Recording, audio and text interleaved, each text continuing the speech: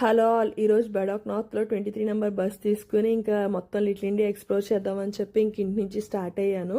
ఈరోజు మొత్తం డే ఎలా ఉందంటే ఫుల్ క్లౌడీగా ఉంది. ఇంకా డబల్ డెక్కర్ బస్లో ఫ్రంట్ సీట్ దొరికింది కదా, వ్యూ అయితే మామూలుగా లేదు. మండే కాబట్టి మొత్తం రోడ్స్ అవన్నీ కొంచెం ఖాళీగా ఉన్నాయి. అదే వీకెండ్స్ కానీ అసలు జలాన్ బజార్ లిటిల్ ఇండియా వచ్చామంటే అసలు నడవడానికి కూడా స్పేస్ ఉండకుండా అంత ఫుల్ రష్గా అట్లా ఉంటారు. మొత్తం ఇంకా మన ఇండియన్స్ అందరూ ఇంక ఇక్కడే ఉంటారనమాట. ఇంకా అటు ఇటు మొత్తం అంతా గోల్డ్ షాప్స్, దీని బ్యాక్ సైడ్ కొంచెం మార్కెట్ అయ్యి ఉంటాయి.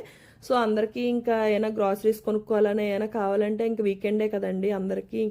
ఎవ్రీ ఫ్రైడే వస్తానన్నాను కదా ఈ టెంపుల్కి. ఇది సింగపూర్లో చాలా ఫేమస్ టెంపుల్. ఎవరైనా ఫారినర్స్ కానీ సింగపూర్ ట్రిప్ వచ్చిన వాళ్ళు కంపల్సరీ ఈ టెంపుల్కి వెళ్తారు.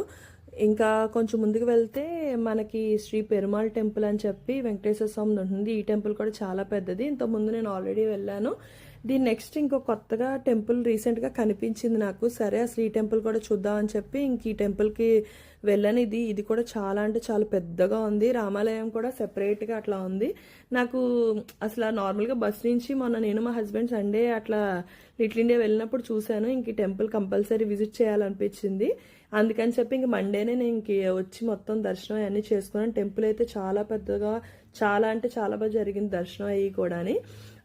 మండే కాబట్టి ఇలా ఖాళీగా ఉంది. అదే వీకెండ్స్ అయితే ఫుల్ బిజీ. ఎవరైనా లిటిల్ ఇండియా వస్తే ఈ 3 టెంపుల్స్ కంపల్సరీ విజిట్ చేయండి. Please do like subscribe to Prabhas.